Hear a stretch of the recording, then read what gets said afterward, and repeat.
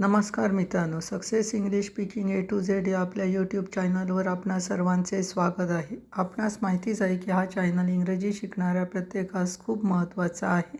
त्याप्रमाणे आम्ही प्रयत्न करत आहोत आणि पुढेही आम्ही आमचे प्रयत्न असेच चालू ठेवणार आहोत. तुम्ही जर अजूनपर्यंत आमच्या चॅनलला भेट दिली नसेल किंवा तुम्ही आजच पहिल्यांदा आमच्या चॅनलला आला असाल तर आमच्या चॅनलला सबस्क्राईब करायला विसरू नका. त्याचप्रमाणे अगोदरचे जे व्हिडिओ आहेत प्रिव्हियस व्हिडिओ पण पाहायला विसरू नका. स्टेप बाय स्टेप करत करत इथपर्यंत या. आमचा हा चॅनल हा स्पेशली इंग्लिश स्पीकिंगसाठी असा नसून सर्वांसाठी खूप महत्त्वाचा आहे. मग तो शालेय विद्यार्थी असो, स्पर्धा परीक्षेचा विद्यार्थी असो किंवा इंग्रजीबद्दल आवड असेल तो कोणी पण असो, सर्वांसाठी हा खूप महत्त्वाचा आहे. त्याप्रमाणे आम्ही वेगवेगळी रचना कशी आहे, काय आहे, इंग्रजीमध्ये कसं बोललं जातं त्याप्रमाणे आम्ही सांगितलेलं आहे. आता आज आपण बघणार आहोत खूप महत्त्वाच्या टॉपिककडे आपण आता आजपासून वळणार आहोत. ते म्हणजे प्रश्न आणि त्याला प्रतिसाद कसा दिला जातो, उत्तरे कसे दिले जाते किंवा एखादं सेंटेन्स असेल तर त्याच्यासाठी रिप्लाय कसा दिला जातो हे आपण आता बघणार आहोत. चला तर मग आता सुरुवात करू. पहिला आहे ते महत्त्वाचे प्रश्न आणि त्यासंबंधी उत्तरे म्हणजे प्रतिसाद संभाषण कसं असतं, म्हणजे कोणी बोलल्यावर आपण काय त्याला रिप्लाय करू शकतो, देऊ शकतो हे आता आपण बघूया. आता पहिलं सिंपल आहे, आपणाला माहितीच आहे. कोणी आपल्याला प्रश्न विचारला, तुझे नाव काय आहे, तुझे नाव काय आहे, म्हणजे कसं विचारणार तो, what is your name, what is your name. त्यावेळी आपण काय ॲन्सर देतो की माझे नाव सतीश आहे किंवा आपले जे काही नाव असेल ते, म्हणजे माय नेम इज सतीश वगैरे आपण उत्तरं देतो, बरोबर ना. तसं ते दिलेलं आहे. म्हणजे कसं येणार, व्हॉट इज युअर नेम, कोणी विचारलं तर आपण सांगतो माय नेम इज जे असेल ते. त्याच्यानंतर दुसरं पण सर मी आत येऊ का, सर मी आत येऊ का. आता कोण विचारताना आतमध्ये यायचं असेल, परमिशन घ्यायची असेल तर कोणीतरी विचारतो ते, त्यावेळी आपण त्याला रिप्लाय कसा द्यायचा, yes come in, yes come in, हो ये म्हणून. इथे एक निगेटिव्ह पॉसिबिलिटी बनत नाही. जर इम्पॉर्टंट असेल तर नो थँक्स म्हणून तो सांगू शकतो, दुसरा असेल तो. पण मोस्टली तसं होत नाही, कारण कोणी बोलवल्यावरच आपण जातो, असं करून तो आहे. म्हणजे सर मी आत येऊ का, म्हणजे मे आय कम इन सर, हो ये, यस कम इन, असं आहे ते वाक्य. नंतर तिसरं वाक्य बघा, तू इंग्रजी बोलू शकतोस का, तू इंग्रजी बोलू शकतोस का. असं इंग्रजीत विचारायचं झालं तर can you speak English, can you speak English. आता समोरचा असेल तो सांगू शकतो हो बोलू शकतो किंवा नाही मी बोलू शकत नाही, दोन्ही सांगू शकतो. आता हो बोलू शकतो असं सांगताना काय म्हणणार तो, yes I can, yes I can. Yes I can म्हणजे मी बोलू शकतो असाच अर्थ होतो. म्हणजे कंप्लीट सेंटेन्स व्हायलाच पाहिजे असं नाही आहे. यस आय कॅन किंवा yes I can speak English, yes I can speak English हे फुल झालं म्हणजे संपूर्ण वाक्यात झालं. आणि हे यस आय कॅन म्हटलं तरी पण बरोबर येतं. त्याच्यानंतर त्याचप्रमाणे नाही बोलू शकत असं सांगत असेल तर काय येणार, no I can't, no I can't किंवा I can't speak English, I can't speak English. Can't म्हणजे कॅन नॉट आहे ते, असं येईल. म्हणजे कसं, can you speak English, yes I can, yes I can speak English किंवा नो आय कांट किंवा आय कांट स्पीक इंग्लिश असं येतं. त्याच्यानंतर चौथं, तुला हे आवडतं का, तुला हे आवडतं का. कसं येणार तो विचारणारा इंग्रजीमध्ये, do you like this, do you like this. आता हो आवडतं असं येईल किंवा नाही आवडणाऱ्याला नाही आवडत नाही असं दोन्ही उत्तरे येऊ शकतात. आता सांगताना कसं सांगणार, हो आवडतं, yes I do, yes I do. किंवा नाही आवडत नाही, no I don't, no I don't असं आपण सांगू शकतो. आता इथे तुम्ही म्हणाल की do you like this, yes I do, yes I do म्हणजे हो मी केलं असं होतं, असं नाही. कारण जो बोलणार आहे, लक्षात ठेवा, जो बोलणार आहे त्याच्या बोलण्यावरून आपण ठरवायचं असतं की आपण कसं बोलायचं, कसं सांगायचं त्याला, त्याप्रमाणे आपण सांगतो. म्हणून यस आय डू असं आपण बोलू शकतो आणि बरोबर आहे ते. त्यामुळे जो सांगतो आता डू यू लाईक धिस म्हणून तो सांगणार, त्यावेळी यस आय डू आपण म्हणू शकतो, त्यावेळी त्याचा अर्थ हो आम्ही करतो असं होत नाही त्याचा, तर हो आवडतं असं होतं. त्याच्यानंतर नेक्स्ट, तू तयार आहेस का, तू तयार आहेस का, इंग्रजीमध्ये कसं येणार, आर यू रेडी, हो आहे किंवा नाही असं 2 प्रकारे उत्तरं येतात. आता हो आहे म्हणून यस आय ॲम, आणि नाही नो आय ॲम नॉट असं येतं. त्याच्यानंतर 6वं, ते तयार आहेत. आता ते तयार आहेत, दे आर रेडी. आता लक्षात ठेवा, प्रश्नालाच फक्त उत्तर येतं असं होत नाही. काही वेळा जे स्टेटमेंट असतं त्याला पण आपण उत्तर देऊ शकतो, कळलं ना, म्हणजे संभाषण होतं त्याच्यामधून पण. फक्त हेच आलं, क्वेश्चन आला म्हणूनच आपण देणार असं नाही आहे. हे बघा, आता ते तयार आहेत, आता ते तयार आहेत, त्यांनी सांगितलं ते तयार आहेत, आपण काय सांगणार, आम्हीही तयार आहोत. असं स्टेटमेंट पण संभाषण होतं, ते लक्षात ठेवा. म्हणून इथे आलं आहे बघा, दे आर रेडी, ते तयार आहेत. आता आपण सांगताना आम्हीही तयार आहोत, त्यावेळी कसं सांगणार, वी आर रेडी किंवा सो आर वी किंवा वी आर रेडी, आम्ही पण तयार आहोत. त्याच्यानंतर 7वं, मला तुझ्या प्रश्नाचं उत्तर द्यायला पाहिजे का, कसं आहे ना, तर must I answer your question म्हणजे द्यायलाच पाहिजे का, लक्षात ठेवा, द्यायलाच पाहिजे म्हणजे मस्ट, कळलं ना, द्यावंच लागेल. त्यामुळे बंधनकारक आहे म्हणून मस्ट वापरलेला आहे. Must I answer your question, हो द्यायलाच पाहिजे, किंवा नाही असं काही आवश्यक नाही असं आपण म्हणू शकतो. आता द्यायलाच पाहिजे असेल तर काय म्हणा, यस यू मस्ट, आणि नाही असं काही आवश्यक नाही त्यावेळी काय म्हणता, नो यू निडंट. त्याच्यानंतर 8वं काय, ते तिथे जातील का, आता ते तिथे जातील का कसं येणार, ते म्हणजे will they go there, question mark आहे, का आहे, लक्षात घ्या. हे परत सांगत नाही, कारण का असा प्रश्न असेल हो की नाही त्यावेळी सहाय्यकारी क्रियापदापासून सुरुवात होते क्वेश्चनच्या वाक्याची. हे सांगितलेलं आहे, तुम्हाला माहिती नसेल तर तुम्ही प्रश्नार्थी वाक्ये WH क्वेश्चन हे बघू शकता, त्याच्यामध्ये डिटेलमध्ये दिलेलं आहे. आता विल दे गो देअर असं ते तिथे जातील का आपण विचारलं तर तो कोणी म्हणताना रिप्लाय देईल, हो जातील किंवा नाही जाणार, बरोबर ना. त्यावेळी काय, हो जातील म्हणून काय ना, यस दे विल, आणि नाही जाणार नाही त्यावेळी काय ना, नो दे वोंट,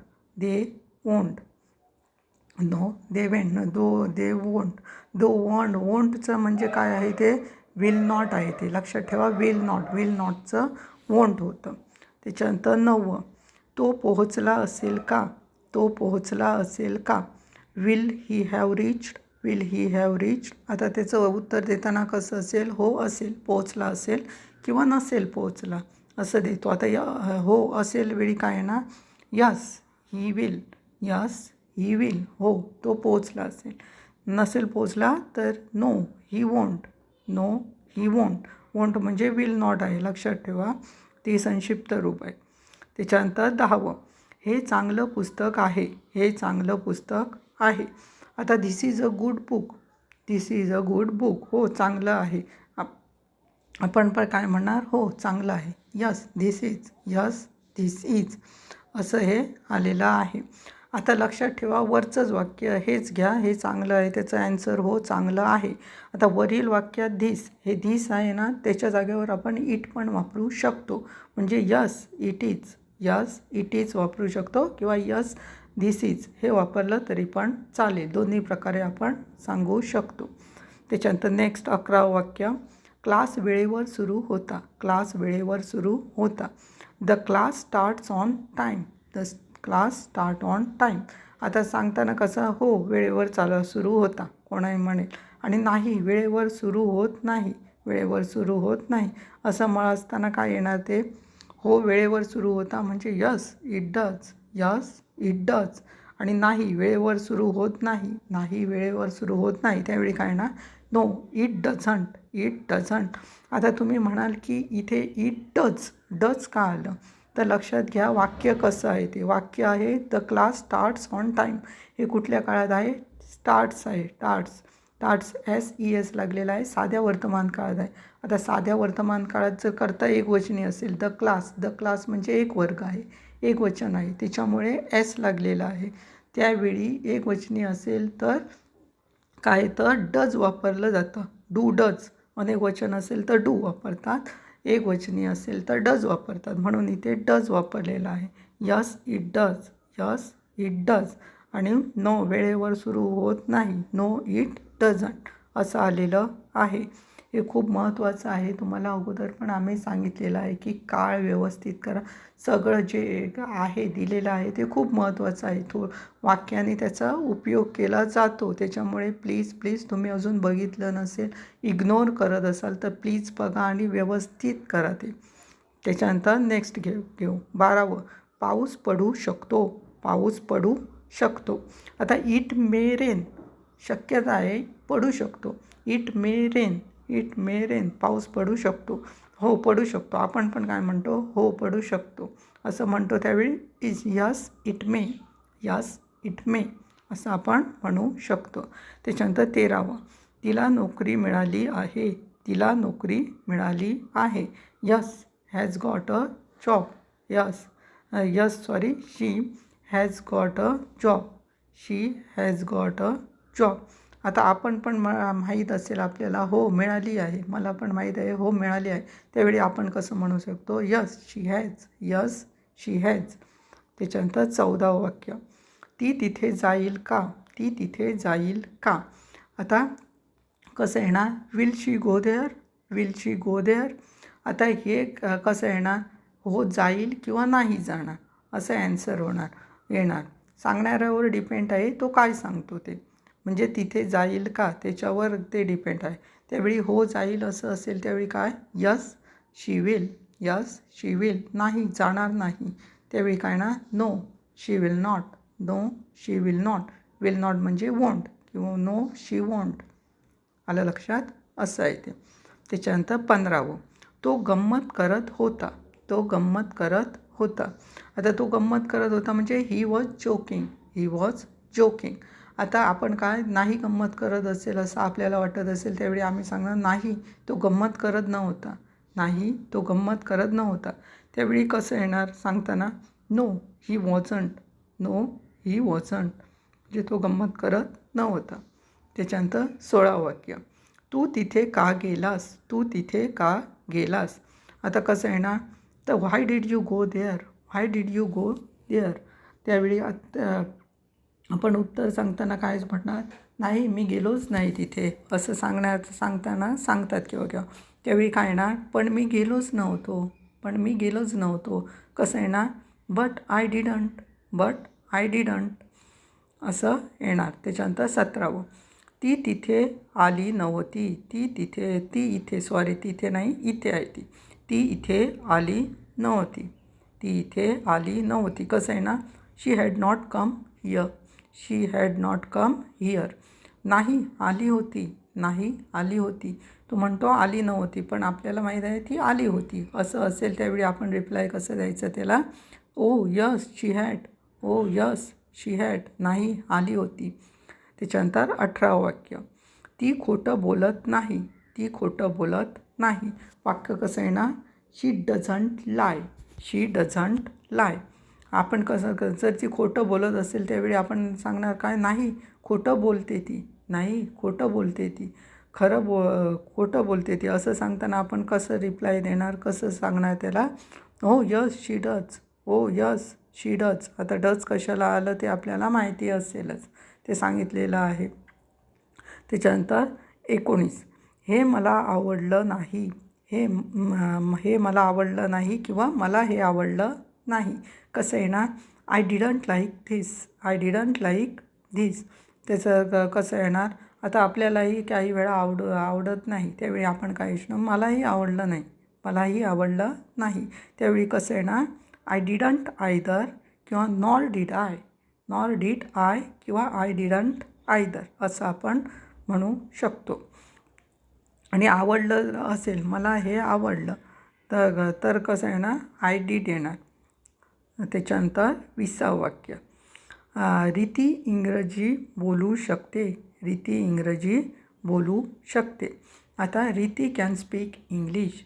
रीती कॅन स्पीक इंग्लिश असं आहे ना. तो म्हणणार रीती इंग्रजी बोलू शकते. काही वेळा आपल्याला पण इंग्रजी येत असतं, त्यावेळी आपण काय म्हणू शकतो, मी पण बोलू शकतो. मी पण बोलू शकतो किंवा मी पण बोलू शकते. आता त्यावेळी कसं आहे ना, I can too. I can too, मी सुद्धा बोलू शकते किंवा so can I. So can I असं पण बरोबर आहेत. अशी ही प्रतिसाद आणि त्याची उत्तरं आहेत. म्हणजे संभाषण कसं होतं हे तुम्हाला याच्यावरून कळेल. आता ह्याच्यावरून तुम्हाला एक लक्षात येईल की फक्त प्रश्नाला फक्त उत्तर येतं असं नाही. काही वेळा जे स्टेटमेंट असतात, प्लेन वाक्य असतात, त्याला पण आपल्याला उत्तर द्यावं लागतं. आणि फक्त जे सहाय्यकारी क्रियापदापासून सुरुवात होते प्रश्नाची, बरोबर ना, तिथे फक्त नाही म्हटलं, नाही हो एवढंच नसतं. काही वेळा त्याच्यावेळी नाही हो म्हणून त्याच्या पुढे काय आहे त्याचं रिझन ते पण सांगितलं जातं. त्याप्रमाणे आम्ही हे दिलेलं आहे. फक्त नाही आहे असं समजून तेवढंचपर्यंत उत्तर दिलं नाही, त्याच्या पुढे पण उत्तर असू शकतं. अशा दृष्टीने आम्ही दिलेलं आहे. हे झाला पहिला पार्ट.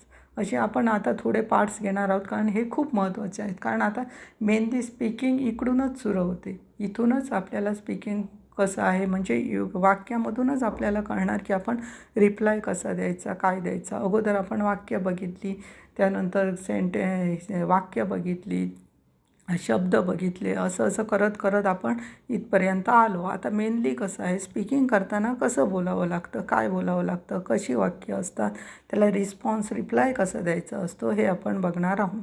आता ह्या पुढले जे व्हिडिओ आहेत काही ते आपण असे बघणार आहोत. म्हणजे खूप खूप महत्त्वाचे आहेत. तुम्हाला कळलं असेल, त्यामुळे आता मिस करू नका.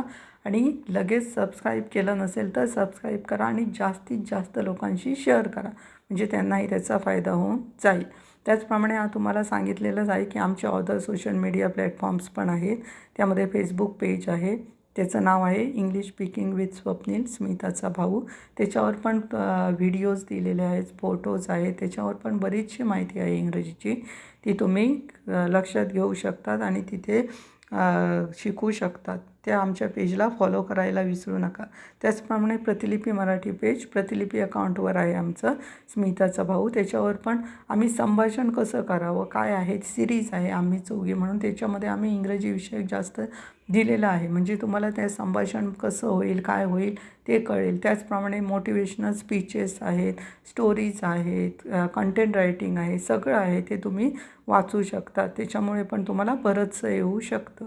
त्यामुळे तुम्ही काय करा, तिथे पण आम्हाला फॉलो करायला विसरू नका. आता आपण भेटणार आहोत नेक्स्ट व्हिडिओजमध्ये. तोपर्यंत ही वाक्य करा, समजली नसतील तर पुन्हा करा आणि व्यवस्थित करा, म्हणजे तुम्हाला इंग्रजीविषयी काही प्रॉब्लेम येणार नाही.